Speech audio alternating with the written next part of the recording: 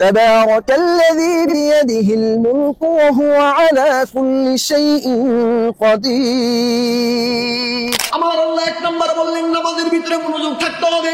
এবার আপনি বলবেন, এবার আমি যদি বলি ভাই 8 বছর তো প্রায় ওয়াজ করেছি, এখন চিন্তা ভাবনা আছে যে সিনেমা অঙ্গনে অভিনয় করা। একজন মাওলানা হয়ে আল্লাহর রাস্তা ছেড়ে দিয়ে এখন সে টিকটকার, এমনকি সে এখন হতে চায় নায়ক, অভিনয় করতে চায় সিনেমায়। সবার জীবনে আশা থাকে, কিন্তু সবার স্বপ্ন একরকম হয় না। কেউ ভুল পথ ছেড়ে সঠিক পথে ফিরে, আবার কেউ সরল সোজা পথ ছেড়ে নষ্টের পথে পা বাড়ান। ভাগ্য মানুষকে কোথায় নিয়ে যায় কেউ বলতে পারে না। বলছে একজন ইসলামী আলোচকের কথা, যার ওয়াজ শুনে জমায়েত হতেন লাখো ইসলামী জনতা। ওয়াজ শুনে দু চোখের পানি ফেলে প্রার্থনা করতেন। সেই মানুষটি হঠাৎ বদলে গেলেন, প্রখ্যাত মাওলানা থেকে হয়ে গেলেন টিকটকার। এতে ঘটল যত বিপত্তি। আলোচনা থেকে সমালোচনা ঝড় বইল নেট দুনিয়ায়। বিতর্কিত সেই মানুষটির নাম ওমর ফারুক আল আজমি। জীবনের প্রথম স্বপ্ন ছিল বড় মাওলানা হবেন, কিন্তু হঠাৎ সবকিছু যেন কাচের দেয়ালের মতো ভেঙে পড়ল।